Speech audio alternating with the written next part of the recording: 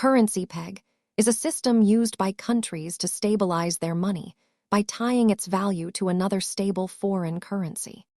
The primary goal of a peg is to create predictability for international trade and investment by reducing the volatility of exchange rates.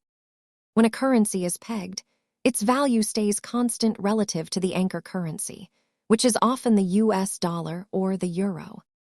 Central banks maintain the peg by buying or selling their own currency in exchange for the anchor currency to keep supply and demand balanced. Unlike floating currencies that react to market forces daily, pegged currencies trade stability for a loss of independent monetary policy control. A country must hold significant foreign reserves to defend its peg. If reserves run dry, the peg can break, leading to rapid currency devaluation. Maintaining a peg is a constant balancing act that requires strict adherence to international financial conditions.